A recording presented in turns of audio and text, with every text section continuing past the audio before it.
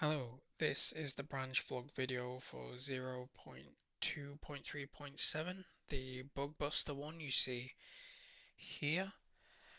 I hijacked it, so you see it's only kind of like half bugs, and the remaining is huge changes. Really good changes. So I'll highlight each one, explain, and just go from there. So, top one. Location on autosave not being right. Yes, so I can't really explain the bugs too deeply with like visual aid, but essentially what was happening is you use this door, you press E on this door. Now, if you're in range and it's unlocked and it's not taped up, then originally it was feeding a string sort of tag to say, hey, this level, hey, this player start. This would then go into the autosave. Autosave would go into the game instance, and the game instance would then feed it to the save slot. Then, after it's done that, it comes back here, feeds this extra stuff into the game instance, and then loads it. Problem being, it's feeding the current level, not the level you're about to go into. So while it loaded up the correct level, it saved the last level, which meant whenever you went to save, it looked like it was saving it in the right level, but no, whenever you went to manually save, it would save it in the correct level. Whenever you went to auto save, because remember it's doing save as you leave the room, it was saving it in the previous level. So that was the issue with that one. Go back and forth 3 times and stuff would disappear. Yeah, some of the levels have pickup actors, not this one. Historically, because you can see it's very old, 117, we're now going up to like 1500 nearly.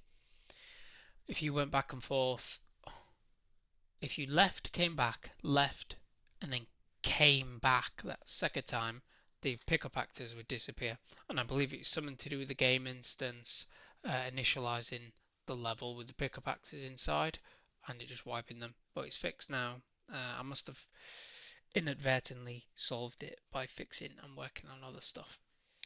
Jump stamina. Yeah, previously you could do that and then you could press spacebar and you see in the top right the stamina will go down. You see it's not now.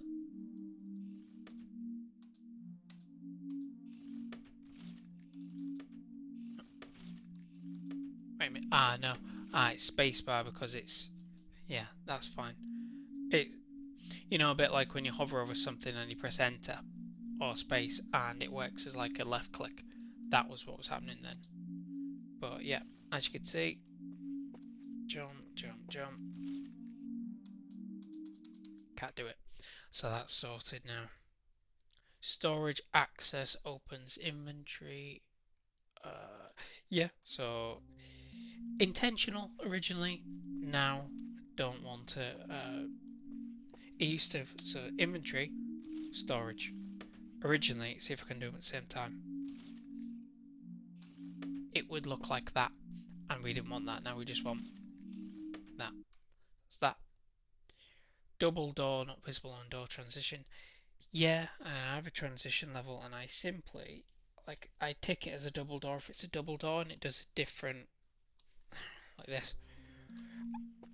I'm in the middle of upgrading the double doors, so I won't be able to show you in here. But you see how this door works? You see with the animation, and then the other way. The double door just as like you just walk up to the double door and it doesn't kind of like open inwards or outwards yet. But I fixed that bug now. It does pass through, but now I've fixed it in version 2. Now doors are version 3.1, so I need to upgrade out the double doors to it. Music overlaps on death. Yeah, originally when you die here, it was stop music, and this is a function I made, and then the stop music function was looking for like an input of like audio component, and then it would like pass it through, but you see it would pass it through the input. I realized I don't need to get the variable of the current playing music, do I? I just need to stop all.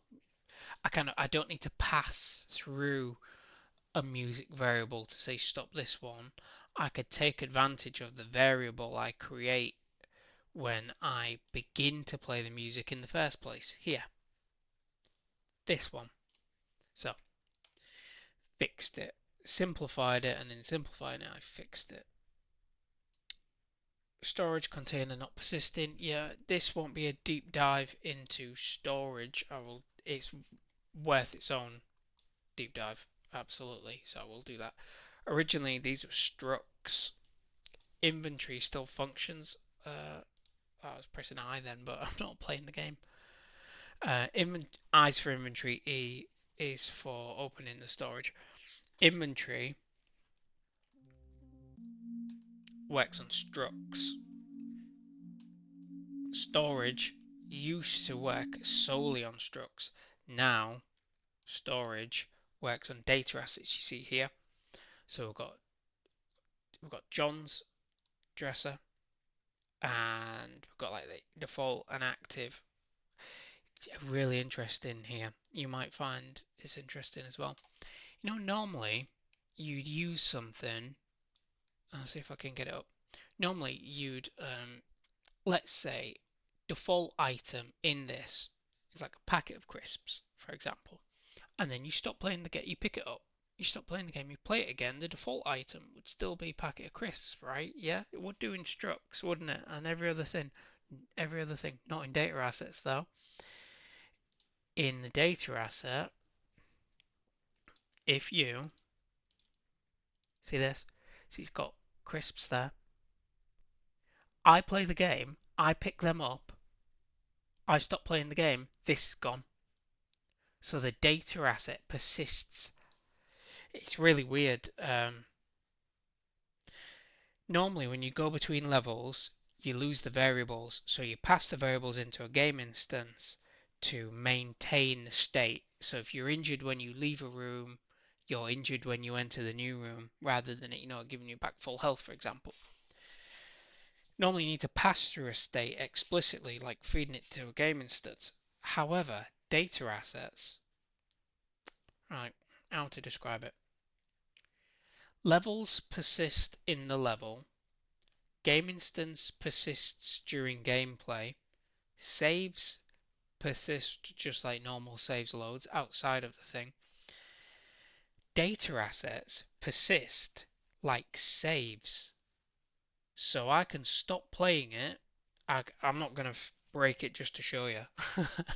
But I can stop playing it, come back, and the data assets will be whatever. If I put 5 new things in the storage, this data asset will have 5 new things in it. I found it fascinating. It was unexpected behavior.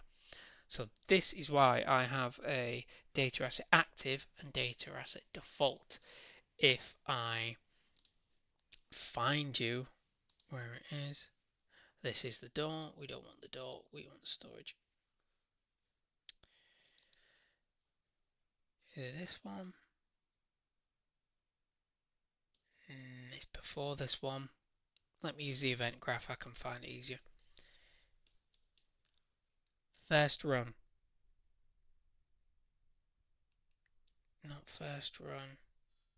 Initialize, it is initialized storage. Right, so within here, I have a default data asset. It goes, is it your first run? Yeah. Well, it starts, yeah. So, is it your first run? Yeah. Generate starting items functionality. This does RNG. This is RNG items. I have like a little table list. And then I loop it through, and it's got a chance on the table list. Might as well show you it in case you're curious. Really basic. So we've got medkit, metal scrap, we've got loose wire, minimum, maximum you're likely to get, and the chance. So you'll always get a medkit, for example. Right? Does that, does the chance, feeds it into local items. If Yo, where is it? Where is it? My brain's not working because it says active. I was expecting it to say default. Oh, it's on the constructor script. Is it? No. Where have I hid it? Begin play? Ah, there we go. I should have really put it on the constructor maybe. There you go. On begin play, the default is the active, and then the active is referenced like here, and it's referenced in the first run, and it's referenced in the storage for when you add things in, and then update items. You see it's all active to get around the issue of the data asset being overwritten. I'm creating a copy it at runtime, so that's that one. So I fixed the non-persisting bug, and then I created migrated the data assets, which I'll talk lower down, and I've made it too persistent. But that's sorted now. This one overlaps. Yeah, so like I say, if I do like I and E at the same time, originally they were just overlapping. Player starts too close to the door. Well, yeah, the player stats were separate originally. Now you see the part of the door which is further down. Again, we'll need its own deep dive explanation video, but don't worry about that. It's just a quirk. I should fix it, change it, but it doesn't break anything for the time being. These were too close, so you'd start the level and you'd still be in the collision range. So then, if you pressed E, if you want to go back out, it was like you were already in range, so you never overlapped to come in. So because you never overlapped to come in, it's like this didn't reference the begin overlap because almost like you started overlapped. So yeah, game instance was inside the collision. It does look like it is there, but you see, it actually looks like that. It's just in the constructor script, I dynamically change the size within the door blueprint. So it's just like a little quirk, but in runtime, it looks like that correctly. Identical dresses get identical dresser items. So yeah, I created a don't save. I created this to test it. So these are all identical, but you see they all have, see dresser test 2, test 1, test 3, John. And then we've got true, so RNG, so random generated items plus the set item. Just generated items, no set items, no generated items, no generated items, but set item. So the back ones, I place an item in manually, then via the data assets, and then I have the generate starting item as true on the left, and then on the right I have it as false. And that was how I tested it. And yeah, I leave the rooms. That door leads to that door. That door leads to that door. So you see, I create like a perpetual loop where it loads up a new level, new instant.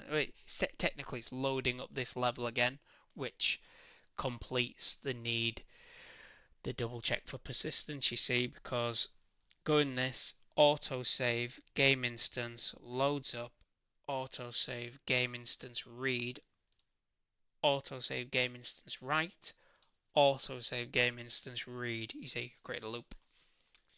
Fixed it. Save button control measures. Yes, I set it to be grayed out. If you try to move the mic away a bit, if you try to save the game, you go to the save load menu like this before you've played the game. You see it's grayed out, so you can't save because what you're saving, it'll cause. I don't want to put in a bunch of is valids. Is valids true? Then show the save button. Rather, I'll just grey it out and lock the function, disable functionality until you're in the game. So that's what I've done there. If I go to main menu, I go to the place where you can save it. It's currently a bucket. I because I haven't created a save machine, save game. See, the top one is grayed out because it's the autosave, but the rest are not. So we'll go like that, we'll go like load, or we could go like play, and look, this one's from 2 days ago. Load, there you go, so that one works. Reorder Enum player starts. Yes, I've only done the Enum for Prologue at the moment. I need to overhaul Act 1 and then eventually Act 2 and Act 3. I put all the player stats into an Enum. Anything you see that's not prefixed with P, these are old, these are like level names. I've just copied and pasted levels, and I've, if there's 2 player stats, I've done like left and right, or like hallway to hallway lower to hallway player stats, communal bathroom, hallway, communal bathroom, depending on whether you're inside the room, outside the room. So lots of entries, only the ones prefixed with P are accurate, the rest are just placeholders. I reordered them. The bug was to reorder them. Just logically, not in alphabetical, because it's like a drag. I need to drag it all, but just reordered a bit better. This one's really old. Create sounds for opening and closing. So I did a little video on this, actually. But I recorded a sound, I saved it as a sound cue, and I set it so when it flags as open, it does a sound, and when it closes, sounds pretty good, isn't it? That's because it's a test level. Sounds pretty good. They literally me with this microphone, and I'll put the camera on, with a microphone leaning up to one of the drawers and opening and closing it a couple of days ago. So that's that one. Simplify game instance save load logic. So there's always more to be done, but I have simplified it in the fashion that this door had 2 of these, and depending on if it was an exit, it would feed the inside, or known as entering player start and player level, or the outside, now known as the exiting player start player level. And it was 2, and it was like this, it's like that, and one there, but it had like a branch on exit, true false. I didn't like it, so what I actually do is at the constructor script, I initialize the door, get the current level, migrate the string, convert the string to an enum. If the enum matches the entering level, then it's got to be the exiting level for your destination. And then vice versa, if the enum does not match the entering level, then the entering level must currently be the exit, so surely you must be wanting the entering level. In human speak, if you're inside the room, then obviously when you use the door, you want to go outside the room. If you're outside the room and you use the door, then obviously you want to be inside the room. That creates this logic, but dynamically. And because it is on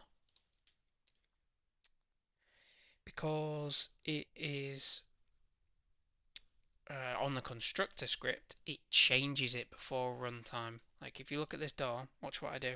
I'm going to click exit. Oh no, exit won't work on doors. It's because it's on constructor script. It's choosing the exit for us. Let me do like this, for example. I would be able to select exit, but the moment I click exit, it's getting overruled by what I just showed you. But you see, I can do like lock if it's taped, and if it's taped, it's obviously locked. It can't be unlocked until its tape is off. You see, stuff like that. Rotate player start. You see little arrow? That's where you'll be looking. You see, it's all working now rather than at begin play. So constructor script, really good if you want stuff to be not just for testing stuff without playing it, but also if you want things to be initialized, like truly initialized, done and dusted. Like, like for example, the doors. Like right now, if I go to Prologue. Bedroom. Don't save.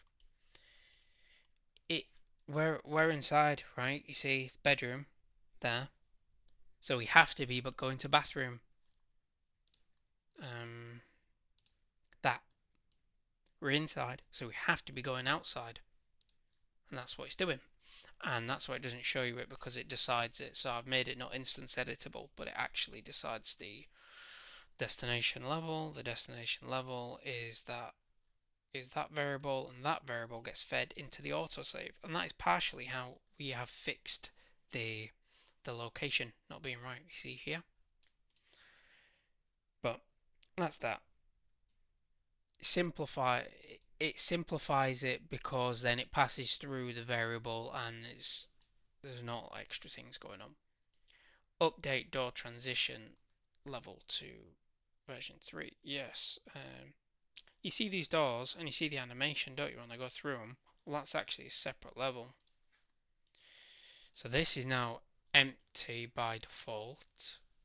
If I go to the open level blueprint, you see here it gets the game instance and it goes, I've split it. It's now not looking at master door.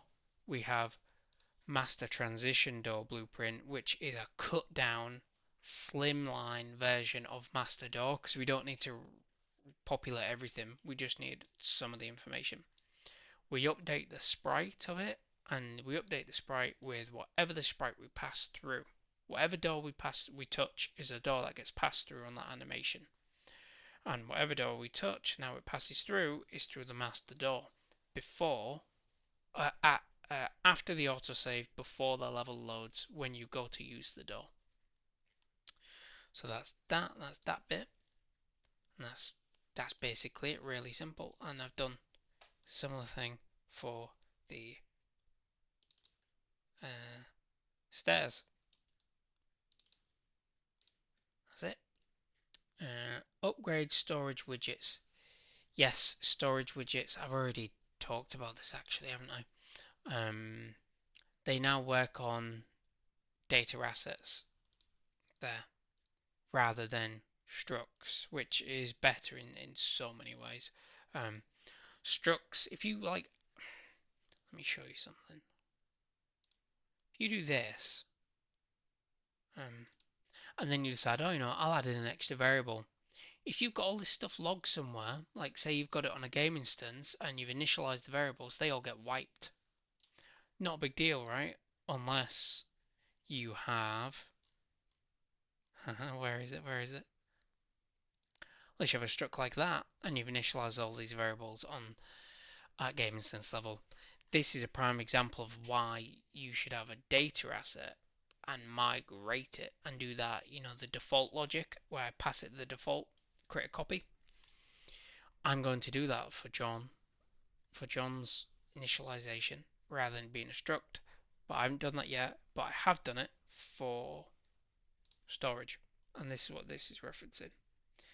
And there we go. Yeah, the slots, item slots are held within a data asset rather than an FStruct. So the data asset is here, but this is a child. The native class is, you see at the bottom bit of the thing that's popped up, native class, storage data asset blueprint.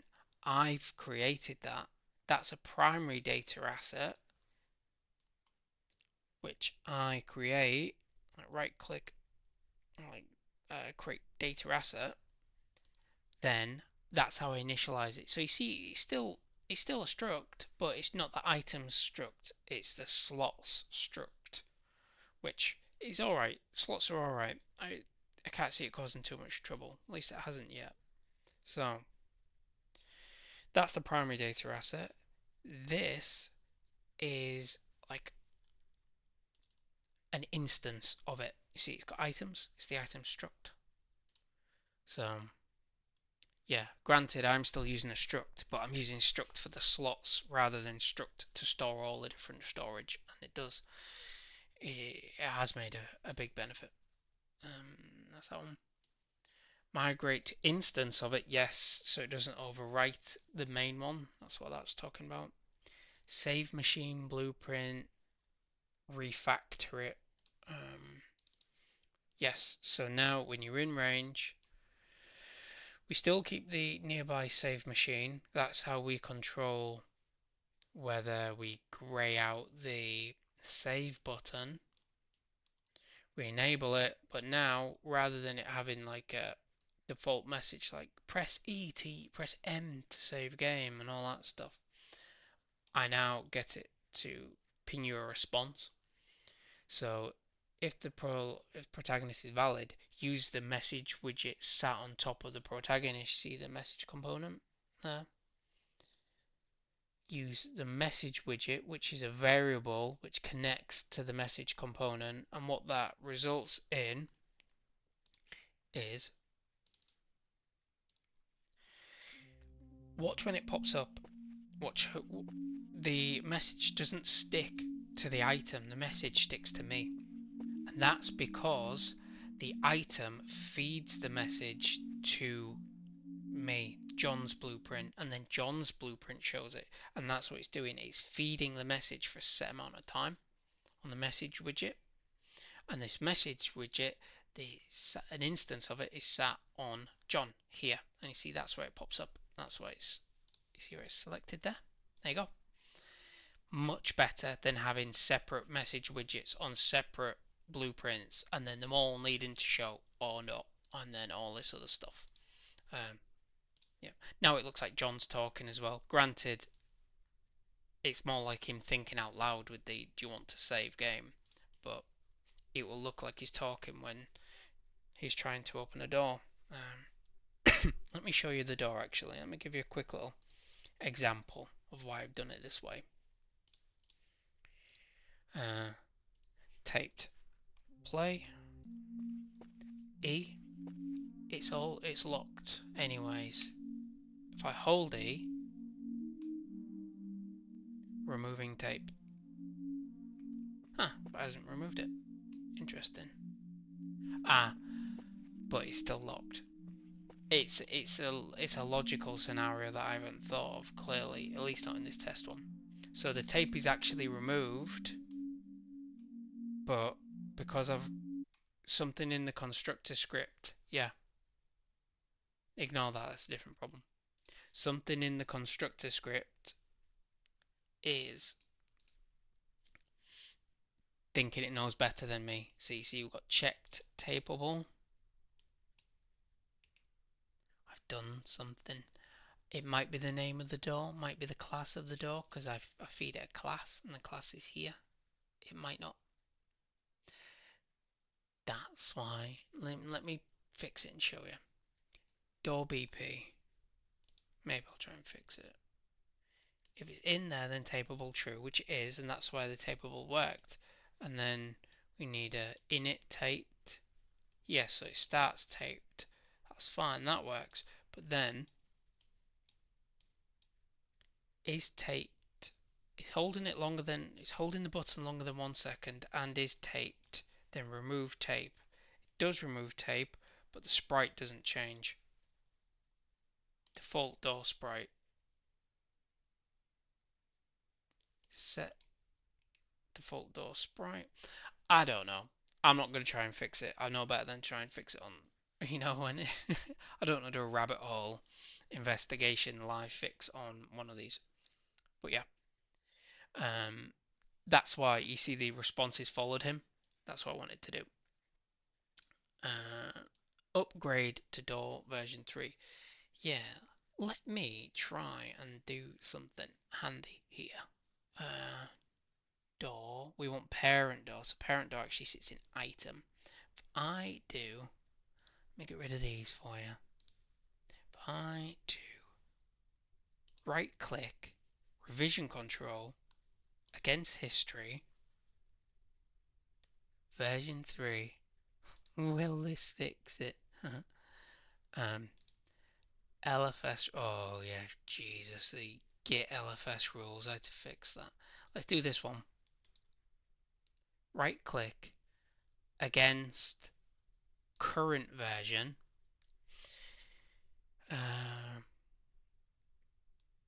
event graph. You see version 2 feed it a tag and level destination.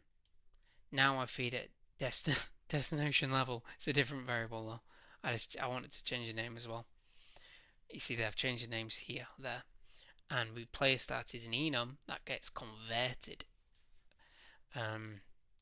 Things like that, things like that. If I go to the constructor script, construction script, very different. You see? Very different. I cast the player start within the door now, and then that door owns that player start. I did a whiteboard session on it a couple of days ago. I think I've only got one at the moment. I'm wearing a vest, like blue or green top. You'll see which one I mean. Version 2 to version 3 is getting player start. See, there's a player start there. These are all separate originally, even though this is a test level. Now they're all embedded. That was a big thing. I wanted to embed it, and I wanted to remove the need to type in the tag and then pass the tag on the game instance for it to know which one.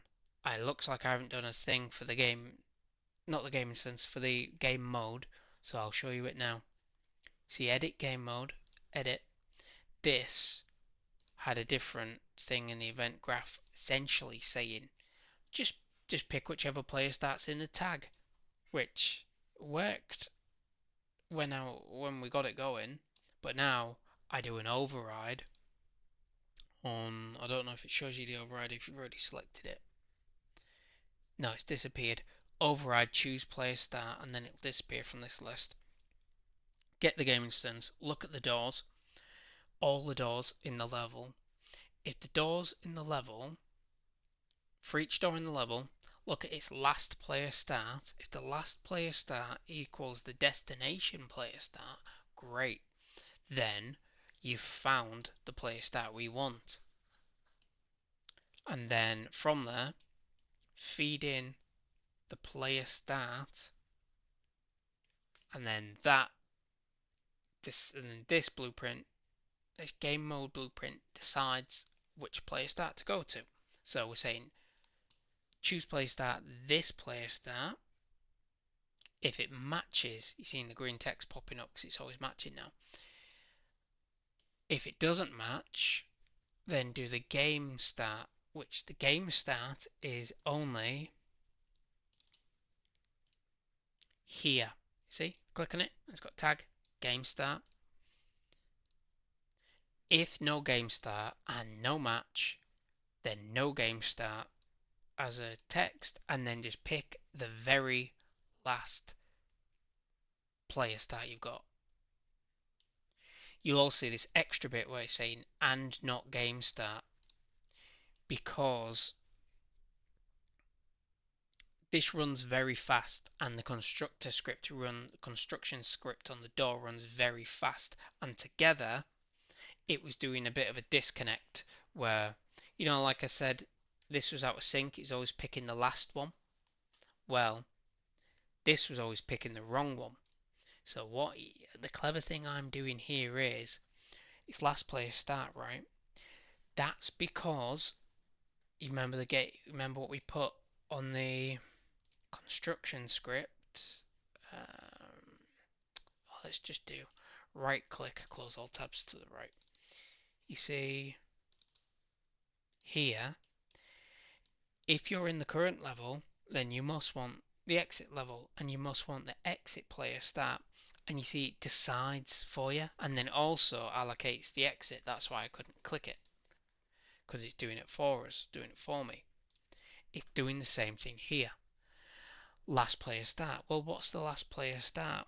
It's whichever room you're in, right? And whichever room you're in, you clearly don't want that to be its corresponding player start. You want the other player start. You want the room you're going to, not the room you're in player start.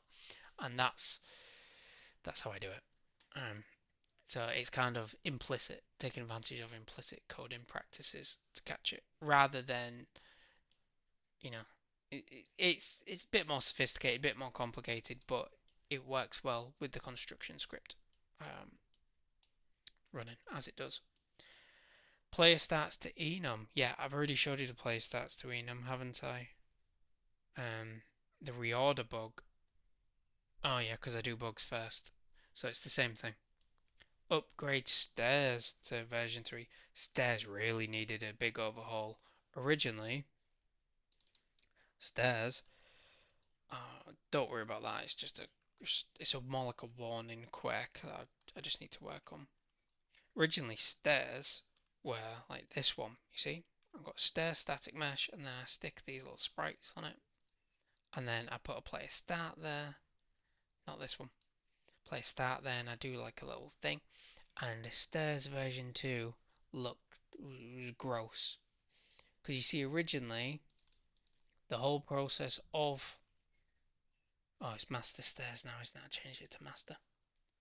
The whole process of stairs originally was 2.5D, but then I was like, you know what, I'll make a 3D set of stairs and it makes it look better when you play it. If I play it and show you what it looks like.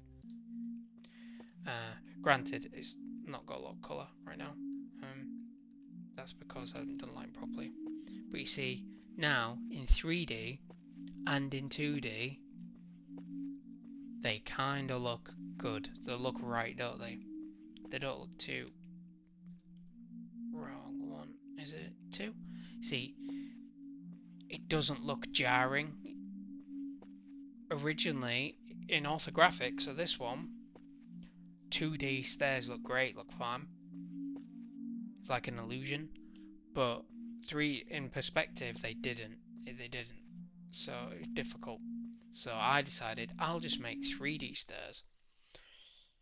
So this changed its scope. So this was almost like the level movement system, but this was just a sprite I just chucked in, and these were just this was just a static mesh I chucked in, like this one. This is a good example of the old way, and I stuck these static mesh sprites. Stuck these. I stuck the static mesh 3D stairs there, and I put the 2D sprite barriers there ad hocly. Now it's all combined. See, they're all rails of the stairs. The master stairs is a child of the master door. The master door does actually hold the stairs, but the stairs are hidden. Well, there's no static mesh, you see. And on the stairs, the door has no static mesh, has no sprite, but the stairs have a static mesh, and that's why one's invisible and one's visible. You might also appreciate this cool thing I'm going to show you. Look at the stairs. You see you've got the player start. Oh, it's facing the wrong way. Oh no. Yeah, it's facing the wrong way. See, we've got the player start, right? That's where you load up. And we've got that's where you hit. You go in this box. Unlike the doors, you need to press E while in the box to use the transition. This, you just go through it and it'll trigger the level, right? What happens if you're coming from the bottom? What happens if you're coming from the top? What happens if it's an exit? What happens if it's not an exit? I created extra functionality. So if it's downwards, it's like that. And obviously if it's downwards, you want to start facing that way. You see? Like that. There you go. And if it's an exit, it's the other way around. But if it's an exit, you're still going to be going that way, you see, aren't you? It's just facing a different way. So you can go like exit and downwards and the other way around. You always kind of want it facing outwards because you want to start the level looking out. You wouldn't start the level going down the stairs, looking back up at the stairs. So I could code it to look the right way, but I'd rather do it with a toggle. So like that, like that. There you go. And that means I can have one set of stairs just for everything. I need like an Act 1 variant, an Act 2 variant, a Prologue variant, but I don't need like a hallway to hallway lower, hallway to hallway upper, hallway lower to hallway, hallway upper to hallway. You know, all these different variants. I just need one master one. So that was really cool. That was really fun to make. Flip Bool, player stats, yes. So I'll just play it and show you. So no game start, look on top left. No game start because there is no game start, so it's just picked the last in that list in the for each player starts loop it was doing on the game mode. It's gonna say match. It's gonna say match. And you might be thinking, well, Nick, this is easy because there's only one in and one out. And like, yeah, granted, it could match by circumstance because there's only one player start on the inside. However, it does work on the outside because there's many player starts here. But let me pick Jackie's bedroom. Jackie's bedroom has 2 player starts on the inside. And look on the top left. Match, and we go into here, and it's going to match again, and it is nav mesh needs to be rebuilt, but it's perfect now. And the reason why it's perfect and nice and easy is all because I have that constructor script doing that. Really cool, really cool, like life-changingly easy. No more having to remember the tags, no more having to type it in, no more having to create separate player starts. Nah, they're all integrated, nice and neat. Like I said, don't worry about that. It's just a quirk with the construction script. Function, this one's really useful. Function, translate enums to soft-world objects. I have it on the game instance, I have it on John himself, and I have it on the master DAW. So what's it doing? Let me explain.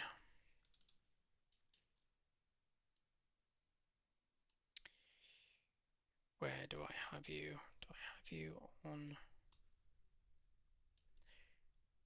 Right click, find by name.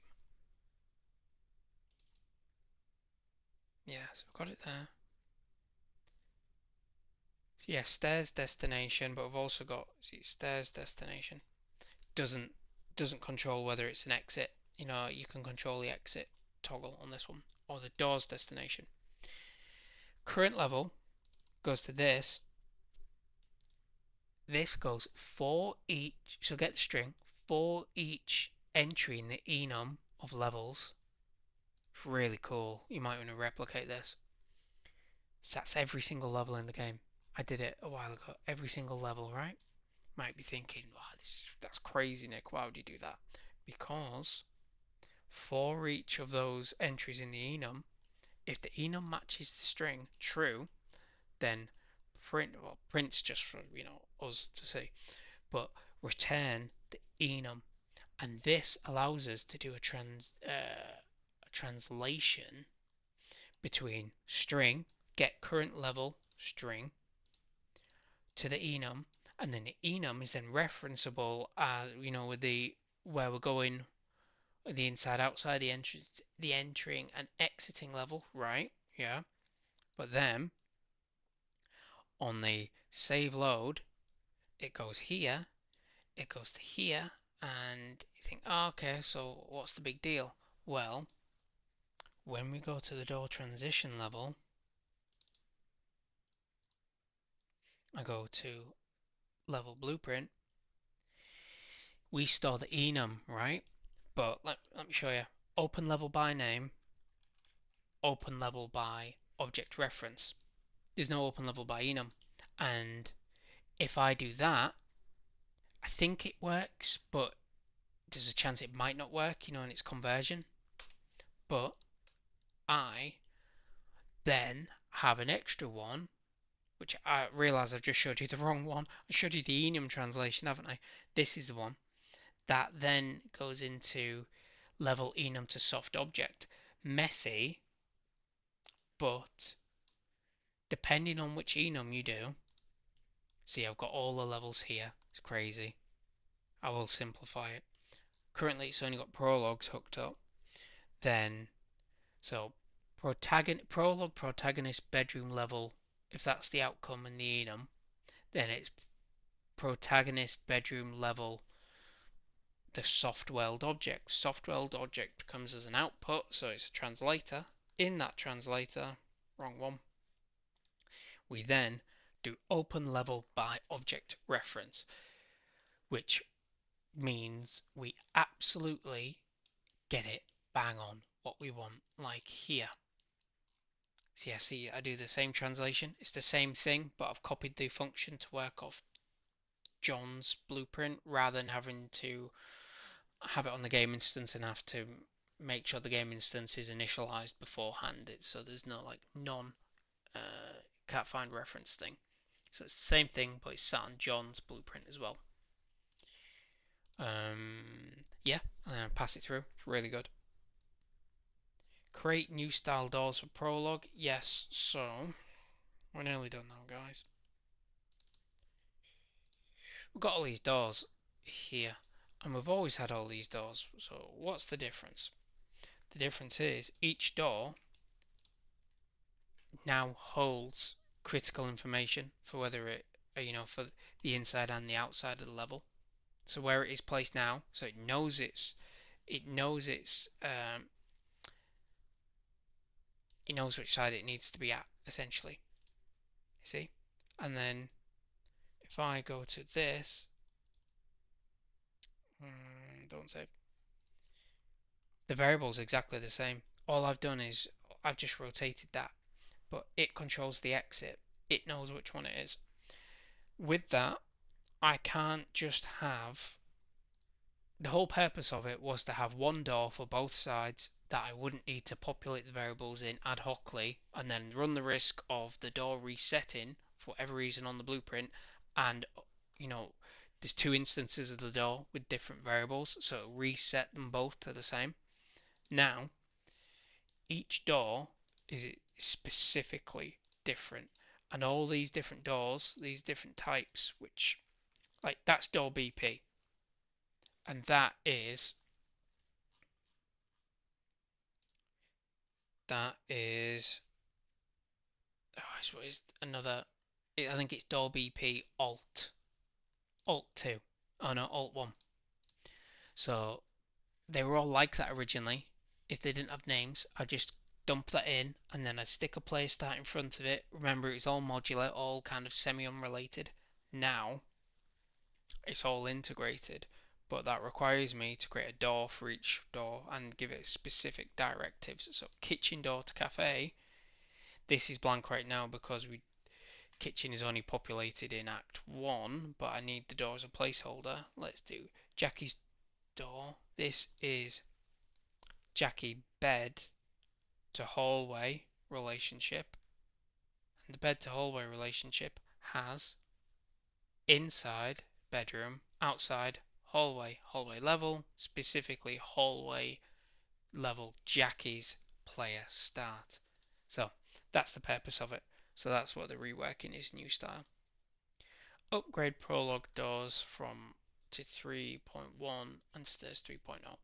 Yes, version 3 didn't dynamically know whether you're inside or outside, so then didn't dynamically allocate whether you want to be inside or outside like this on the matched. Version 3.1 does all the heavy lifting for you in the construction script. That's 3.1 for the doors. Version 3, I just integrated it into just stairs 3 when I did the full stairs overhaul you saw. And that's it. Really good. Really glad. I knew going to data assets here would make all the difference. I cannot tell you how much data assets have radically improved my game development, simply because if I want to add in an extra variable to a data asset, it doesn't freaking melt everything back to default like here. You see we've got John in there. Ask me how many times I was like, oh, it'd be cool to add in an extra variable. And then how many times did it do this? The last time was truly the last time, because you don't see I don't populate it now, do I? No, because on first run I feed it the information. I now brute force the information in, not reset vars, uh, not load game. Where have I put you? Where have I put you? Got it somewhere. There we go. Still awful, I know, because you might be wondering why it's awful, because it's still a struct. And this was me getting around the struct, wiping stuff out, but you see, it's still a very clunky, awful process, because I'm needing to initialize and then feed that into the game instance. Messy. It is so much better with data assets. I've got data assets for the ammos, for the consumables, for the equipment, for the materials, for the quests, even the quests. Yeah, like not just the quests, but quest items as well. The lore stuff on the computers. You see, I feed it in. So the computers, there you go. Data assets. The dresses, I've only done one. So if you see those dresser errors that popped up earlier on, that's because I came in contact with a dresser and it didn't have a data asset.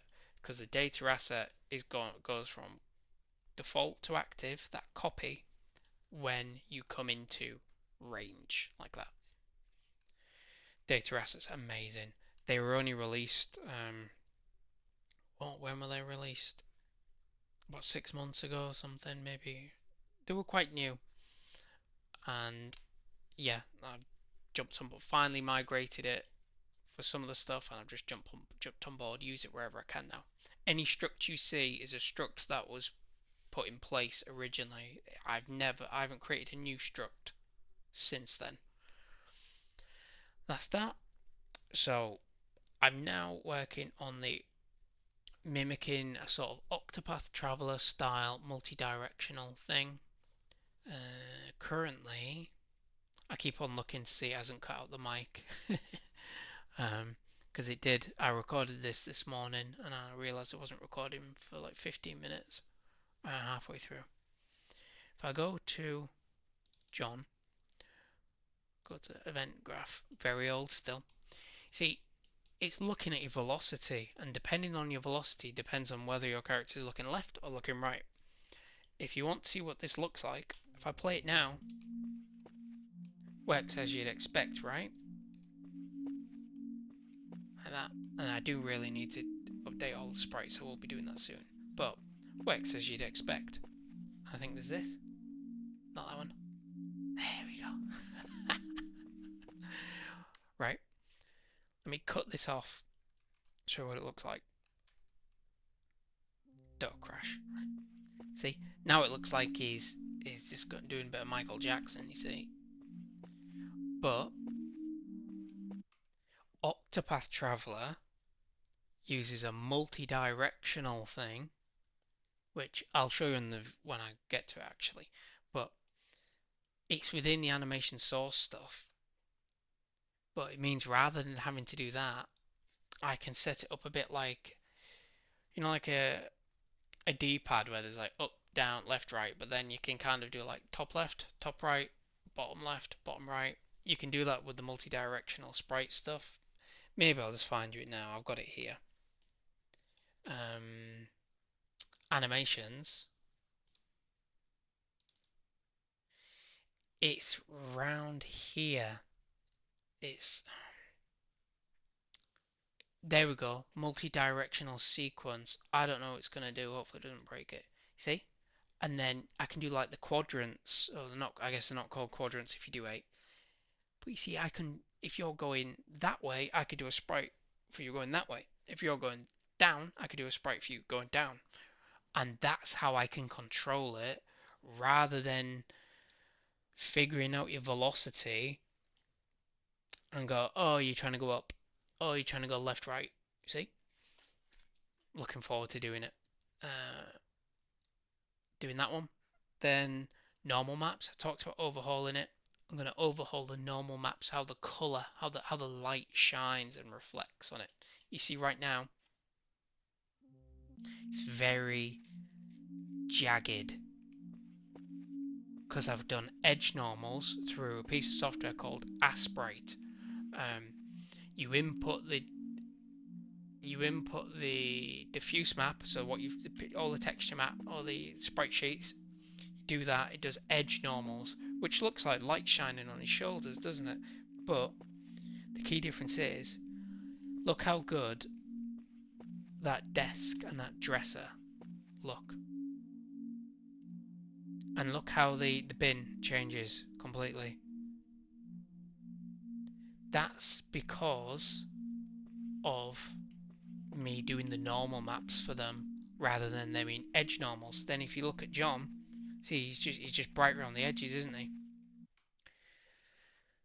Good to get things up and running with normal maps because you need to hand paint realistically each normal map, just like you would draw the texture sprites, the diffuse sprites, normal color sprites. You've got to do the same, but with a different color palette. So that's what I'm doing after that. Doing the rest of the textures for the NPCs and the enemies. Currently, they have like an idle. Some of them have like a little walk. Some will have like a little like zombie attack, but very like lackluster. Really fleshing it out. Same again. Then the animations on top of it. I radically overhauled animation blueprint, like Paper ZD animation blueprint, like crazy overhaul. And I want to do that. I want to pass that overhaul on to this.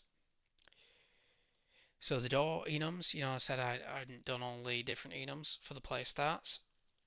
That's that. I also need to do all the doors, like you saw I need to do separate doors now. And just the items, really. I've already done the static meshes, which you saw in the last branch. Migrate the rest of the input actions to the player controller. Migrate the rest of the widgets, where appropriate, to the main widget.